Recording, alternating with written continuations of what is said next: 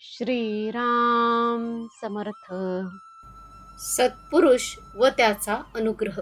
सत्पुरुषाचा अनुग्रह झाला म्हणजे त्या व्यक्तीच्या प्रापंचिक आणि पारमार्थिक बाबतीत त्या सत्पुरुषाचीच सत्ता असते.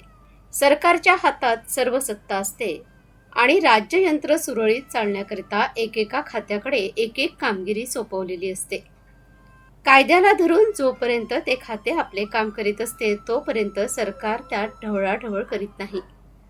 फक्त क्वचित प्रसंगी आणि विशेष कारणामुळेच हस्तक्षेप करून सरकार आपल्या सत्तेचा उपयोग करते आणि इच्छेप्रमाणे गोष्टी घडवून आणते. तोच नियम इथेही लागू आहे. प्रापंचिक बाबतीत प्रारब्ध हे एक खाते आहे. त्याचा संबंध देहापुरताच असतो. प्रत्येकाच्या प्रारब्धानुसार त्याला बऱ्या वाईट गोष्टी भोगाव्या लागतात. सत्पुरुष होता होईतो त्यात ढवळाढवळ करीत नाही. फक्त व्यक्तीच्या कल्याणाकरताच जर जरूर असेल तर सत्पुरुष त्यात ढवळाढवळ करीत, पण परमार्थाच्या बाबतीत त्याची सर्व सत्ता असते. आपण मात्र त्याने सांगितलेल्या साधनात राहून त्याला त्याची कामगिरी करण्यात अडथळा न येईल असे वागणे जरूर असते. हा अडथळा अनेक प्रकारचा असतो. एक म्हणजे त्याने सांगितलेल्या साधनाबद्दल शंका घेणे. दुसऱ्याला अमुक एक दिवसात साधले, मला अजून का साधत नाही असा विचार मनात येणे.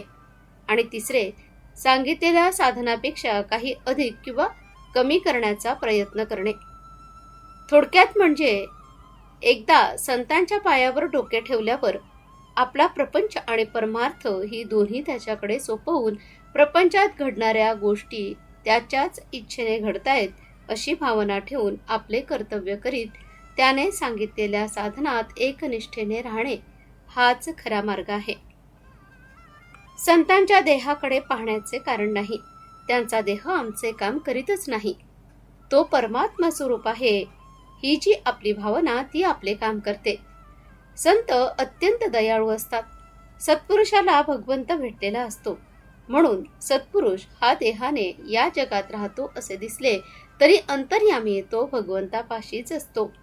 म्हणून आपण सत्पुरुषाकडे जात असताना या जगातल्या वस्तूंविषयी वासना धरून गेलो तर ते योग्य नव्हे. सत्पुरुषाला त्याच्या लक्षणावरून ओळखता येणार नाही. पुस्तकामध्ये दिलेली जी लक्षणे असतात त्यांच्या पलीकडे संत असतो. त्याला ओळखायला आपल्या अंगी थोडे तरी भगवंताचे प्रेम आवश्यक आहे.